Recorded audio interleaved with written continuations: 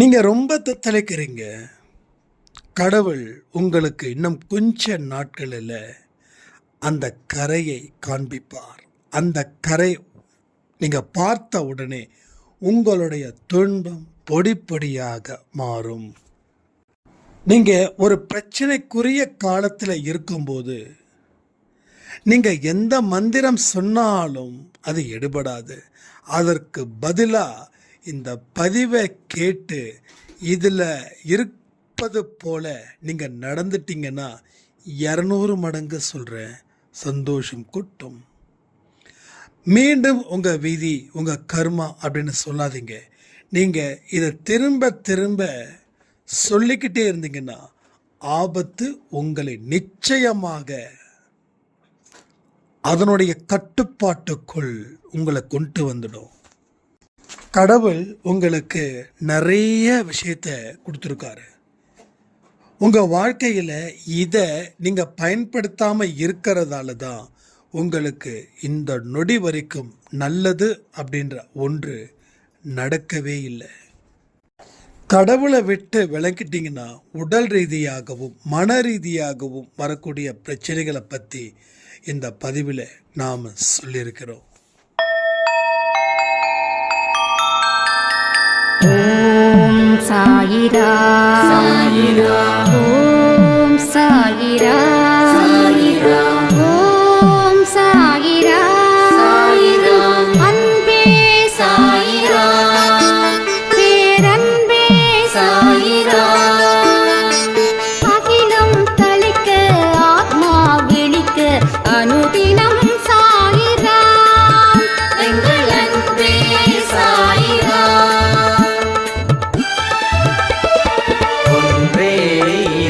ஒன்றே பூமிக்கென்றும் சாயிரா, சரணம் சாயிரா, நன்றே செய்து வாழ்வோம், நாம் ஒன்றே செய்து வாழ்வோம், அன்பே சாயிரா.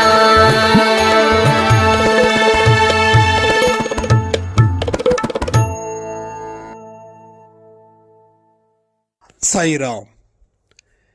என் உயிரின் உயிரானவர்களே, என்னுடைய தலையெடுத்த என்னுடைய சாயப்பா அவருடைய திரு கையால மாற்றி எழுதின ஒரு ஃபீல் எனக்குள்ள கிடைச்சது.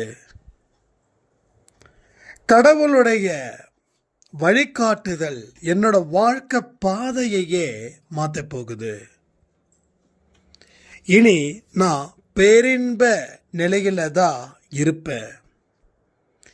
இந்த துன்பத்தை பற்றியும் கவலைகளை பற்றியும் இனி ஒரு நாளும் நான் சோர்வடைய மாட்டேன் அப்படின்னு நம்ம அன்பே சாயில இருக்கக்கூடிய ஒரு சாய்ராம், அவங்க நேம் அர்ஜுன், அவங்க சொல்லியிருந்தாங்க.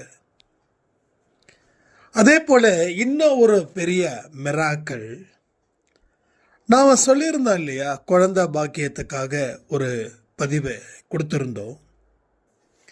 அதில் சொன்னதன்படி கண்டிப்பாக சாயப்பா உங்களுக்கு மிக முக்கியமான அற்புதத்தை இன்னும் சில மாதத்துக்குள்ளே நிகழ்த்துவாருன்னு. நீங்கள் குழந்தை ப்ரெக்னென்ட் எப்படி நன்றிகள் சொல்லுவீங்களோ அந்த விதத்தில் நன்றிகள் சொல்லுங்க.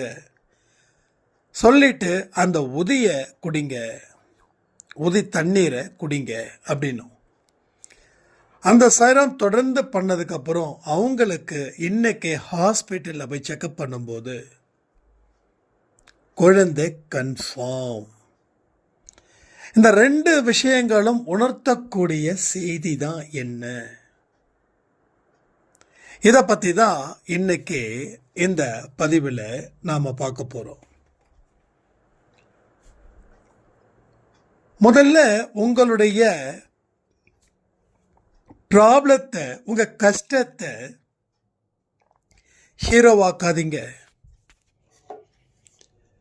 ரெண்டாவது, இந்த கஷ்டத்தை, இந்த துன்பத்தை நாம் ஃபேஸ் பண்ணால் மட்டும்தான் அதுல இருந்து மீண்டு வர முடியும் அப்படின்னு நினைச்சுக்கோங்க.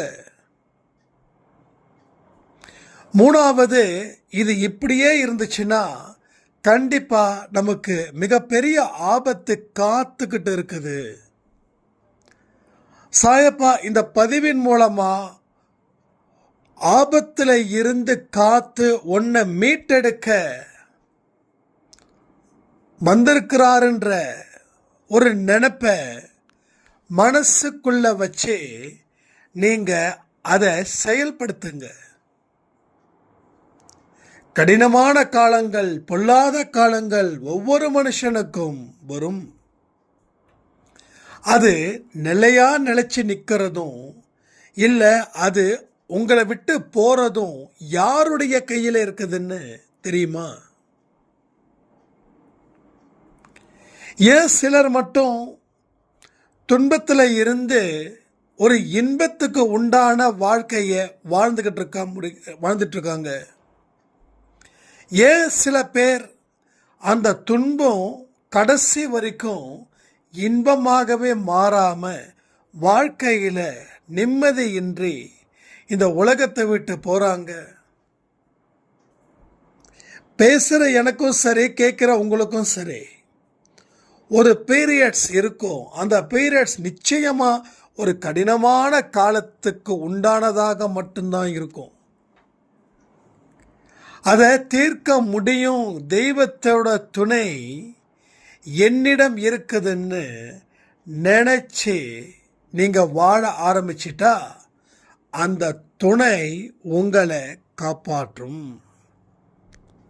பட் இல்லை அப்படின்னா உங்க வாழ்க்கையில லாஸ்ட் வரைக்கும் அந்த துன்பம் ஒரு தொடர்கதை. ஸோ நீங்க துன்பத்துக்கு ஒரு தொடர்கதையா இருப்பீங்களே தவிர அந்த துன்பத்துக்கு முற்றுப்புள்ளி வைக்கக்கூடிய ஒரு கதையை உங்களால உருவாக்கவே முடியாது.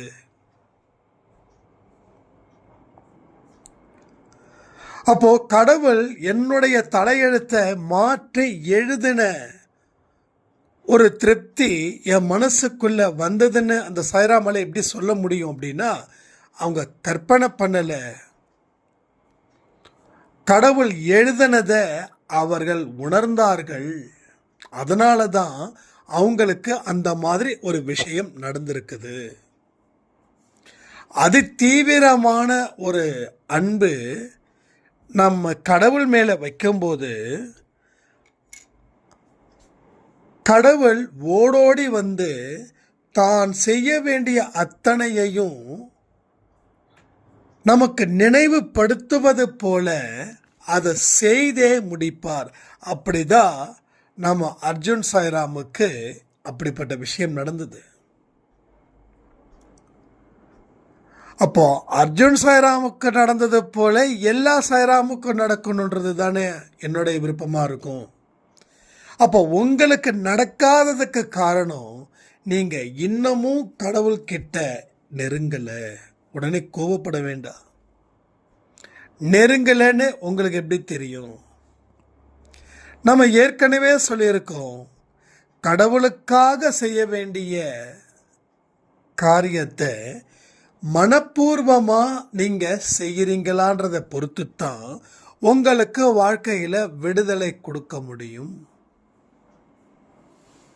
நீங்க நல்ல ஃப்ரீடமான ஒரு பர்சன் அப்படின்னா உங்களுடைய செயல்களில் அதை தெரிவிக்க முடியும்.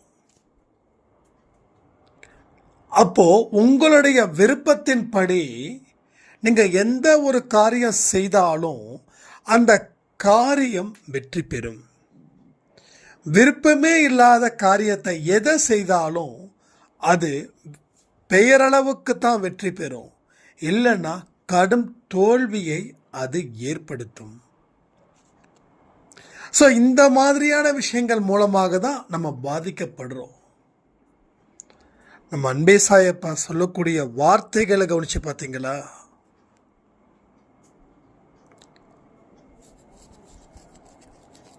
உன்னுடைய சுய ஒழுக்கத்தை நீ உருவாக்காம எந்த ஒரு விஷயத்தை செய்தாலும் நான் அதற்கு எந்த இடத்துலையும் உதவி செய்ய மாட்டேன். சுய ஒழுக்கம்னா என்னது? நாம டிஃபைன் பண்ணக்கூடாது இதுதான் சுய ஒழுக்கம், செல்ஃப் டிசிப்ளின் அப்படின்னு. சுய ஒழுக்கம் அப்படின்றது அந்த பிரார்த்தனையில இருந்தே ஆரம்பமாகுது. விடிய காலையில் எழுந்திரிச்ச உடனே யாரை தேடுறோம்? இங்க யாரை தேடுறோம் தெரியுமா? எந்திரிச்ச உடனே மொபைலை தேடுறோம். மொபைலை தேடின உடனே வாட்ஸ்அப்குள்ளே போகிறோம், அதை பார்க்குறோம், ஸ்டேட்டஸை பார்க்குறோம். ஆனால் நம்ம ஸ்டேட்டஸை நம்ம பார்க்கறது இல்லை. கண்ணை திறந்த உடனே முதல்ல பார்க்க வேண்டியது யார் தெரியுமா? சாயப்பாவை. ஸோ பார்த்து ஒரு 2 நிமிஷம் 3 நிமிஷம் பரவச நிலையில் இருந்து நன்றியை தெரிவித்து, இந்த நாளை கொடுத்த உனக்கு நன்றிகள்னு நாம் சொல்லியிருக்கோமா? ஏன் திரும்ப 4 மணிக்கு நாம் வெற்றி நிச்சயம் சாயின் சத்தியத்தை பப்ளிஷ் பண்ணுறோம் அப்படின்னா சுய ஒழுக்கம் கொஞ்சம் குறைஞ்சிருக்குதுன்றதால மட்டும்தான்.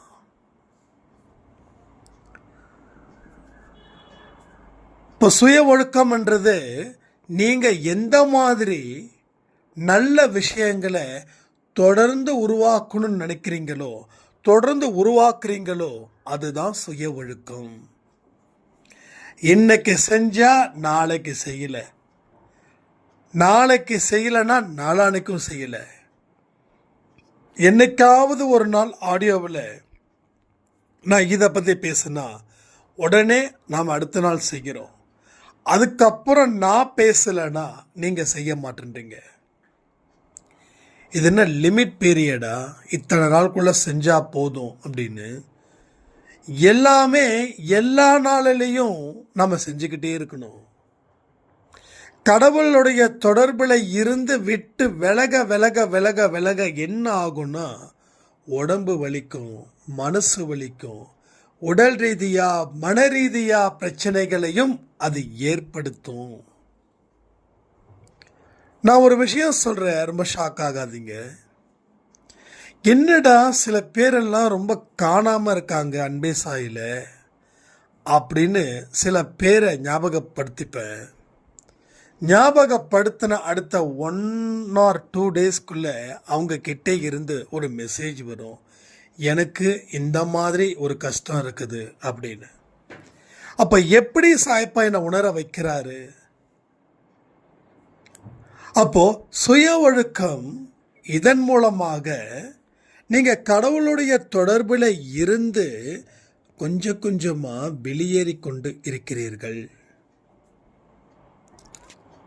விரிசல் கொஞ்சமாக இருந்துச்சுன்னா சரி பண்ணிக்கலாம், விரிசல் அதிகமாகிடுச்சுன்னா சரி பண்ணுறது ரொம்ப கஷ்டம் தானே. சிம்பிளாக நடக்கக்கூடிய ஒரு விஷயத்தை நடக்கவே முடியாதுன்னு சவாலாக மாற்றக்கூடிய மிகப்பெரிய பொறுப்பை நீங்கள் தொடர்ந்து செஞ்சுக்கிட்டே இருக்கீங்க இப்போ வரைக்கும். ஒன்றும் இல்லை, நம்ம சாப்பாடு கொடுக்கணும் அப்படின்னு நம்ம சொன்னோம். ஒரு சில டைமில் 100 தாண்டினாங்க. அதுக்கப்புறம் நம்ம சும்மா சொன்னோம் சாப்பாடு கொடுங்கன்னு. அதுக்கப்புறம் அப்படியே குறைஞ்சிது குறைஞ்சிது குறைஞ்சிது. இப்போ போன மாதம் 50 இருந்து 55 சாய்ராம் தான் சாப்பாடு கொடுத்துருக்காங்க. இந்த 55 சாய்ராமில் காக்காவுக்கு குருவிக்கு வச்சவங்களும் அடங்கும், மனுஷனுக்கு மட்டும் இல்லை எல்லாத்துக்கும். ஏன் காக்கா குருவியை நான் மென்ஷன் பண்ணுறேன் அப்படின்னா, இங்கே உங்களுக்கு ஒரு தெளிவான புரிதலை நான் சொன்னாதானே, அதுக்காக தான். இப்போ காக்கா குருவிக்கு வச்சவங்கள ஒரு 10 பேரை நம்ம விட்டுட்டா மீதி 40 பேர் தான் நாம் மனிதனுக்கு உணவளித்திருக்கிறோம். 40 பேர் தான்.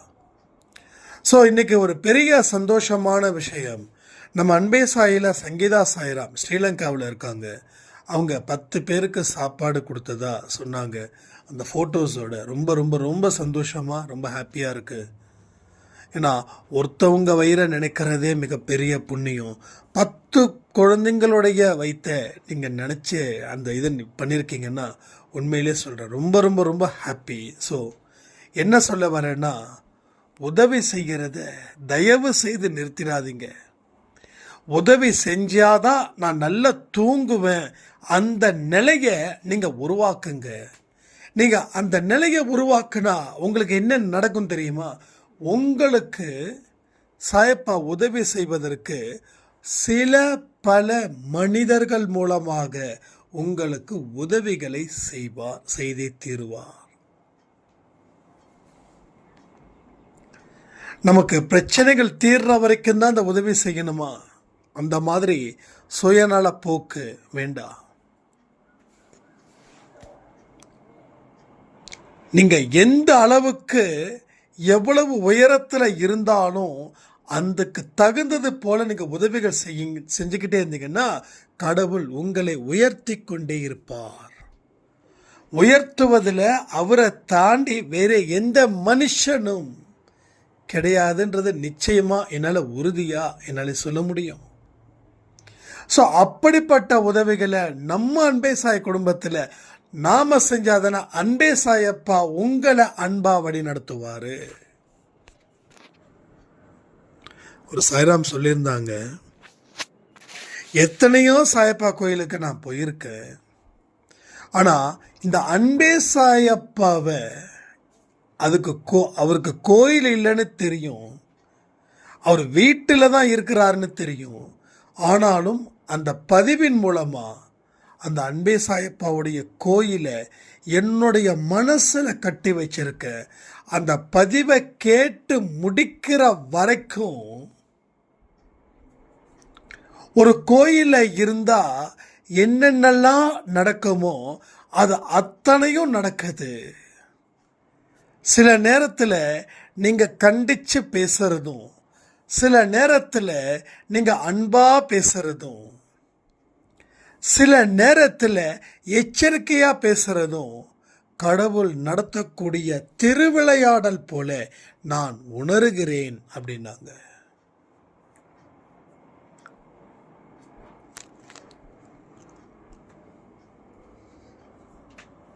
ஸோ கடவுளுடைய அருளை அவ்வளவு சீக்கிரம் எந்த மனுஷனாலையும் 100க்கு 100 எளிதில் பெற முடியாது. ஆனால் அன்பே சாய் குடும்பத்தில் இருக்கிறவங்களுக்கு அன்பே சாயப்பாவோட அருள் 100க்கு 100 கிடைச்சிருக்குது. அதை நீங்கள் பயன்படுத்திக்கணும். நான் உங்களுக்கு 1 லட்ச ரூபாய் கொடுக்குறேன் அப்படின்னா அந்த 1 லட்ச ரூபாயை நீங்கள் பீரோ லாக்கரில் வச்சுட்டிங்கன்னா அதுக்கு எந்த பயனும் இல்லை. ஆனால் அந்த 1 லட்சத்தை 10 பகுதியாக பிரித்து 10 இடத்துல ஒரு தொழிலோ ஒரு மூலதனத்திலையோ நீங்கள் செயல்படுத்தினீங்கன்னா அந்த 1 லட்சன்றது 1,20,000 மாறும். நீங்களாம் என்ன பண்ணுறீங்க? அன்பே சாயப்பா கொடுத்த அந்த ஆசீர்வாதத்தை 100% கொண்ட ஆசீர்வாதத்தை நீங்கள் பத்திரமா ஒரு இடத்துல வச்சுட்டீங்க, எதையுமே செய்யலை. அது பீரோவில் வச்ச 1 லட்சத்துக்கு சமம். அதை செயல்படுத்த ஆரம்பிச்சிட்டிங்கன்னா அந்த 1 லட்சம் எப்படி 20,000 சேர்ந்து இப்போ உங்கள் ஒட்டுமொத்த கேஷ் 1,20,000 இருக்கோ, அதுபோல் உங்களுடைய ஆசீர்வாதத்தை நீங்கள் உங்களுடைய உயர்ந்த நடவடிக்கையின் மூலமாக உயர்ந்த எண்ணங்களின் மூலமாக உயர்ந்த செயல்களின் மூலமாக நீங்கள் செயல்படுத்தி வாழ ஆரம்பித்து அதற்குள்ளே இருந்து பழகிட்டீங்கன்னா உங்களுடைய கிரேடு ஏ கிரேடுக்கு போகும். நீங்கள் கடைசி கிரேடு இருக்கக்கூடியவர்களாக வச்சுக்கோங்க. ஆனால் நீங்கள் முன்னேறுவதற்கு உண்டான பாதையில் பயணம் செய்யும்போது அந்த கிரேடு ஸ்டெப் பை ஸ்டெப்பாக ஏ கிரேடுக்கு போகும். ஏ கிரேடுக்கு போனால் பி கிரேடுக்கும் ஏ கிரேடுக்கும் இருக்கக்கூடிய வித்தியாசம் எவ்வளோ தெரியுமா? எட்டி பிடிச்சாலும் பிடிக்க முடியாது. ஏன்னா வானத்துக்கும் பூமியத்தையும் கூட அளந்துடலாம், ஆனால் உங்களுக்கும் உங்கள் கீழே இருக்கிறவங்களுக்கு அளக்கவே முடியாது. ஏன்னா அந்த அளவில் உயரத்தில் உச்சத்தில் அமர வைப்பார். கமெண்ட் பண்ணலாமா? என்னை உச்சத்தில் அமர வைக்கிற சாயப்பாவிற்கு நன்றிகள் சொல்லலாமா? இந்த நேரத்தில் சொல்லுங்க கமெண்ட்ல. என்னை உச்சத்தில் அமர வைத்த சாயப்பாவிற்கு நன்றி நன்றி நன்றி சொல்லுங்க. ஒரு வார்த்தைகளும் மனசுல ஆழமா போகணுன்றதுக்காக தான் நான் இவ்வளவு அழுத்தம் திருத்தமா பேசிக்கிட்டு இருக்கேன். அதை கொஞ்சம் தயவு செய்து கவனிங்க. ஏன்னா இது வேற யார் குடும்பமும் இல்லை, நம் குடும்பம், நம் பிள்ளைகள்.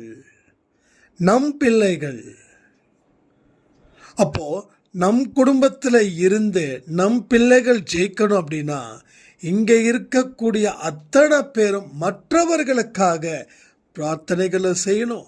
மற்றவர்களுக்கு ஒரு ரோல் மாடலாகவும் நீங்கள் இருக்கவும் வேண்டும். இதை நீங்கள் சரிவர செய்ய முயற்சி பண்ணுங்க. ஸோ பயிற்சிகள் மூலமாக நம்ம எல்லா விஷயத்தையும் உருவாக்க முடியும். வெற்றி நிச்சயம் சாயின் சத்தியம் மிக மிக முக்கியமானது. காலையில் எழுந்திருச்ச உடனே அந்த பதிவை நீங்கள் கேட்கணும்னு நான் உங்ககிட்ட தாழ்மையோடு கேட்டுக்கிறேன். ஏன்னா வார்த்தைகளுக்கு உயிர் இருக்குது. அதனால தான் அந்த பதிவை 8லேருந்து 10 நிமிஷம் வரைக்கும் நம்ம கொடுக்குறோம். அதை விட சீக்கிரமாக என்னால் முடிக்க ட்ரை பண்ணுறேன். அப்போ காலையில் 4 மணிக்கு கொடுக்கக்கூடிய பதிவை பார்த்தாச்சு, 12 மணிக்கு பதிவு பார்க்க வேண்டாம்னு தயவு செய்து டோன்ட் ஸ்கிப். ஏன்னா காலையில் கொடுக்கறது அந்த நாளுக்கு உண்டான ஒரு மோட்டிவேஷன், ஒரு நற்செய்தி, இறை செய்தி, ஆசீர்வதிக்கப்பட்ட செய்தி. 12 மணிக்கு கொடுக்கக்கூடிய பதிவு வாழ்வியல் பதிவு. அந்த 4 மணி பதிவை வச்சுட்டு மட்டும் நம்ம வாழ்க்கையை மாற்றிட முடியாது. அது ஆசீர்வதிக்கப்பட்ட ஒரு செய்தி. ஒரு மனுஷனுக்கு 3 வேளை சோறு முக்கியம். அதுபோல் அன்பே சாயில 3 பதிவுகளும் மிக மிக முக்கியம். அப்போ அந்த 12 மணி பதிவில் இருக்கக்கூடிய விஷயத்தையும் ஆர்வமாக காத்திருந்து நீங்கள் கேட்கும்போது அதில் கிடைக்கக்கூடிய பலன்கள் மிக மிக மிக மிக அதிகம். சிறிய முயற்சி ஒரு பெரிய வெற்றி. அது மாதிரி தான் சிறிய உழைப்பின் மூலமாக ஒரு பெரிய உழைப்பை நீங்கள் காணலாம். ஏன்னா நேரம் உங்களுக்கு அப்படிப்பட்டதாக அமைந்திருக்கிறது. அப்போ இந்த நேரத்தையும் காலத்தையும் பயன்படுத்திக்கிறவன் தான் சிறந்த மனிதன். அவனே வெற்றி வாகை சூடுவான். ஸோ இத்தனை நாள் நீங்கள் காத்திருந்தீங்க என் வாழ்க்கையில் இது நடக்காதா அது நடக்காதான்னு. ஸோ இனி எல்லாமே உங்கள் வாழ்க்கையில் நடப்பதற்காக காத்துக்கிட்டு இருக்குது. ஆசீர்வதிக்கப்பட்ட அந்த பொக்கிஷத்தை நீங்கள் பயன்படுத்துங்க. என்ன பொக்கிஷம் தெரியுமா? உழைப்பு, உழைப்பு, உழைப்பு.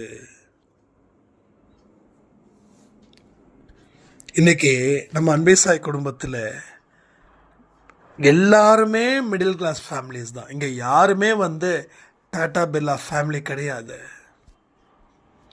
ஆனால் நீங்கள் எல்லாரும் டாடா பிர்லாவாக மாறணுன்றது அவருடைய விருப்பம். ஏன் தெரியுமா? ஏன் சொல்லுங்க?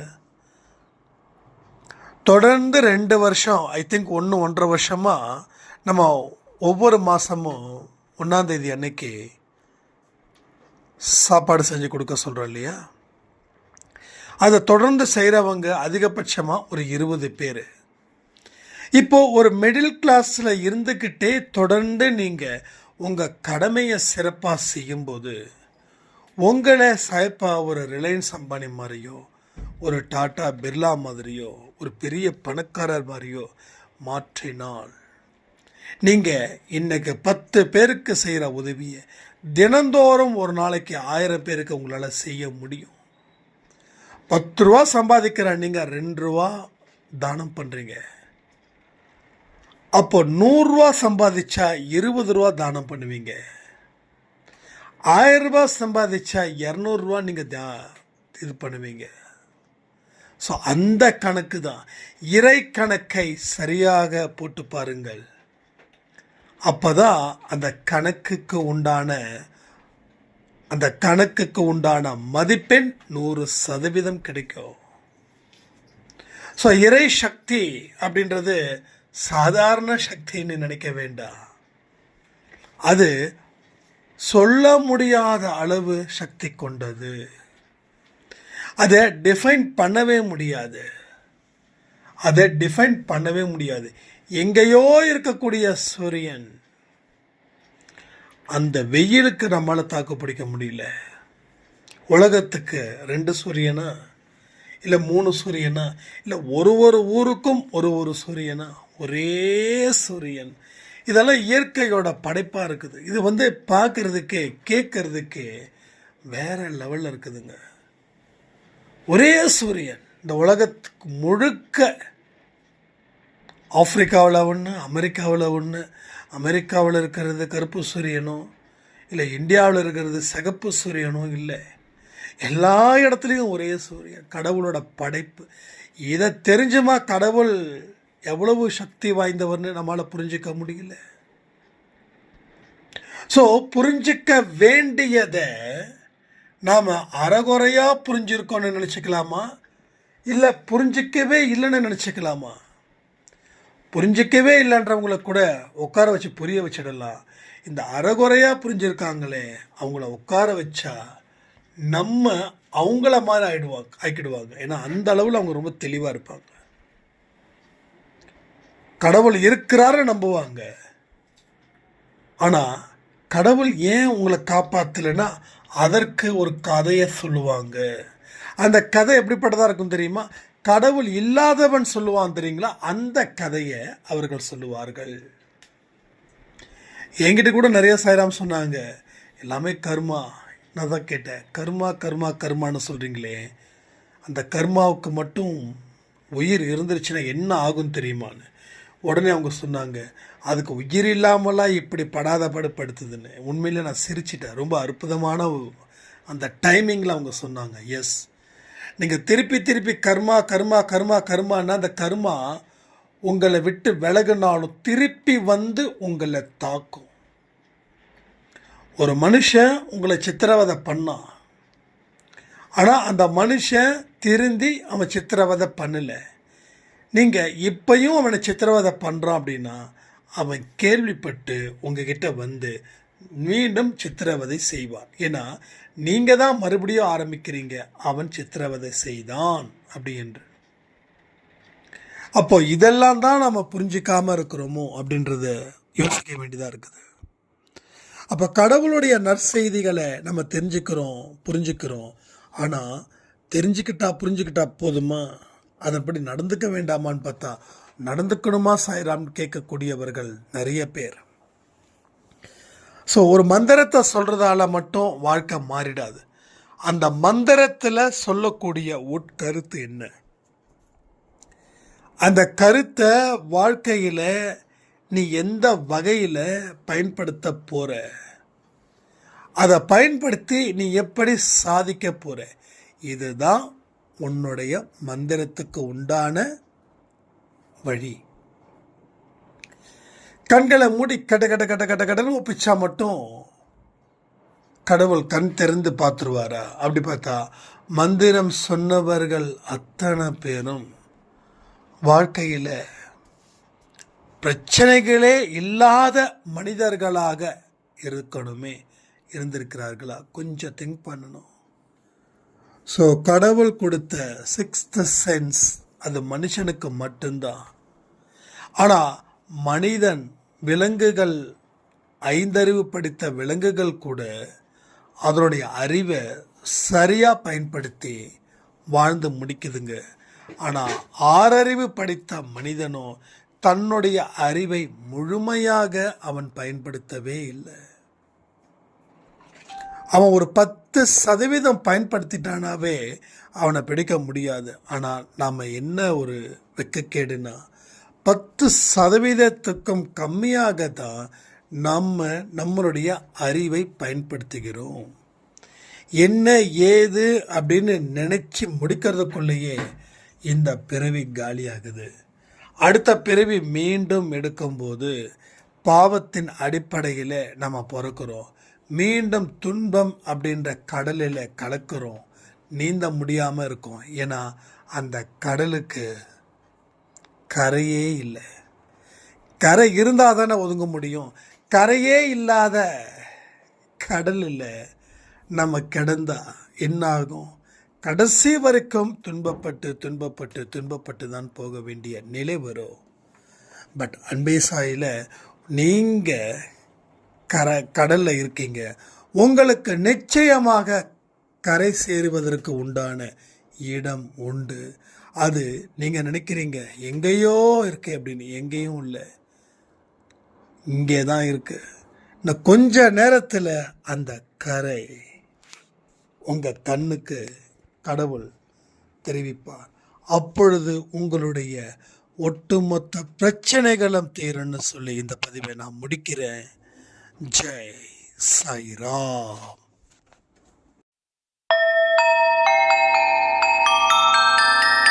ஓம் சாயிரா. ஓம் சாயிரா.